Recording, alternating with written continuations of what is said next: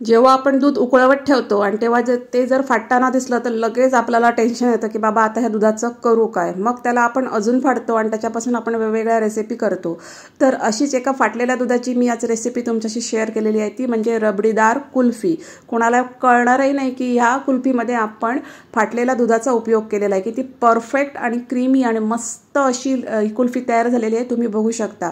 मस्त एकदम एकदम बाहेरून कुल्फी आपण विकत आणतो ना त्याच्यापेक्षाही खूप छान चव या कुल्फीमध्ये येते आणि घरात उपलब्ध असलेल्या साहित्यांपासूनच आपण ही कुल्फी केलेली आहे.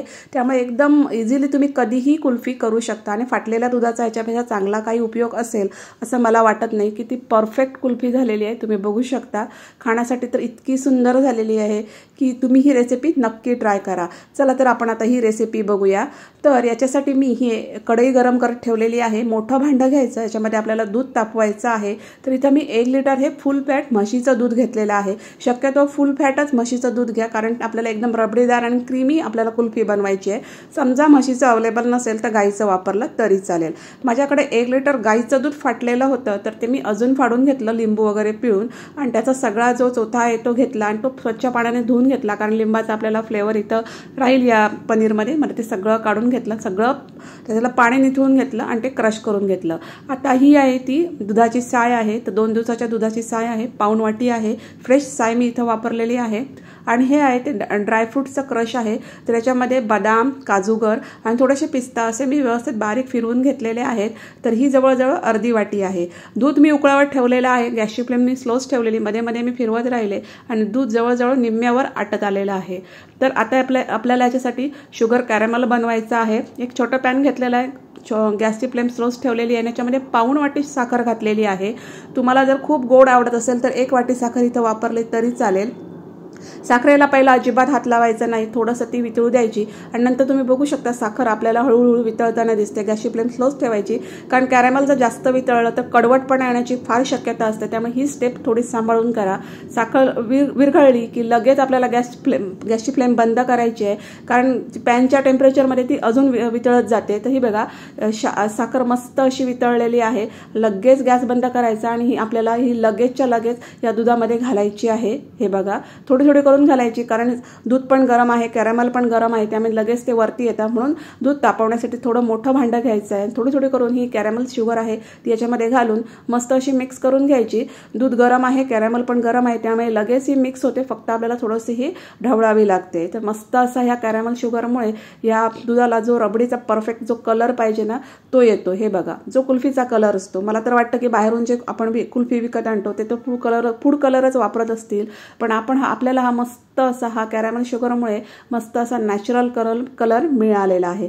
तर आता हे कॅरेमल शुगर घालून झाल्यानंतर मग याच्यामध्ये मी ही जी साय ठेवलेली आहे ती घातलेली आहे. साईमुळे मस्त अशी चव येते. कुठलाही खवा वगैरे वापरण्याची गरज नाही. मस्त जी आपल्याला कुल्फीचा जो एक रबडीदार फ्लेवर पाहिजे तो. आणि नंतर हे फाटलेलं जे दूध आहे ते मी एकदम बारीक क्रश करून घेतलेलं आहे ते घातलेलं आहे. आणि नंतर मग ही ड्रायफ्रूटची पावडर.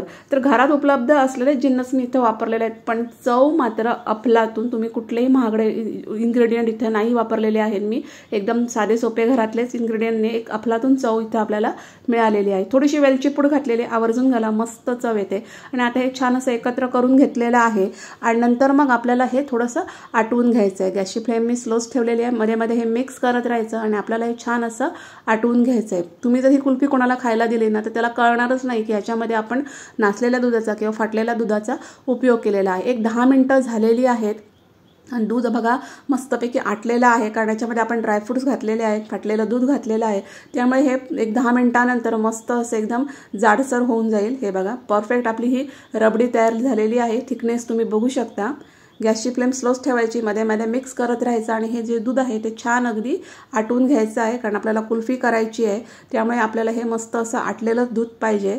हे बघा परफेक्ट एकदम झालेला आहे. कलर बघू शकता तुम्ही किती सुरेख आलेला आहे. एकदम नॅचरल कलर आहे आणि घरात उपलब्ध असलेल्या साहित्यांमध्ये आपण हे करत आहोत. तर मस्त असं एकदम दाटसर झाल्यानंतर आपल्याला गॅसची फ्लेम बंद करायची आणि आपल्याला हे थंड करून घ्यायचं आहे. परफेक्ट असं हे आपलं टेक्स्चर जे आहे ते तयार झालेलं आहे. मस्त अशी कुल्फी तयार होते, कोणाला कळणारच नाही की ही आपण फाटलेल्या दुधापासून केलेली आहे। तर आता मी हे सगळं छान गार करून घेतलेलं आहे, पूर्ण गार करून घ्यायचं। बघू शकता गार केल्यानंतर हे अजून जाड झालेलं आहे, आपल्याला इतपतच थिकनेस याचा पाहिजे। हे बघा मस्त असं एकदम हे छान अगदी मी हे करून घेतले, थंड करून घेतलेलं आहे।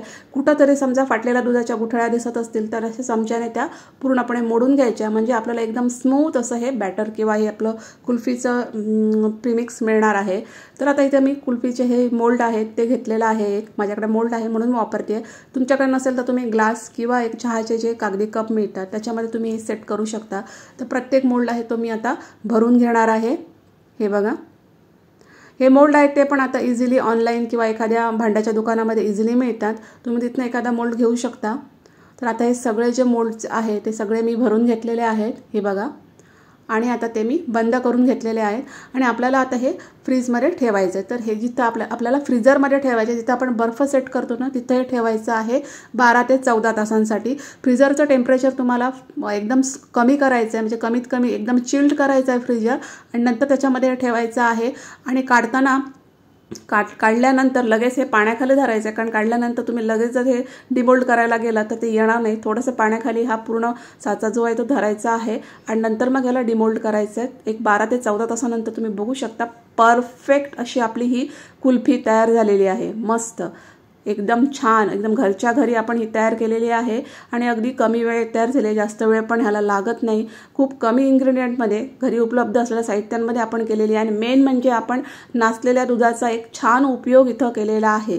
बघू शकता तुम्ही कुल्फी किती मस्त झालेली आहे, चव तर विचारूच नका, एकदम भन्नाट, एकदम मावा वगैरे खातो ना त्याच्यापेक्षा भारी अशी ही कुल्फी लागते।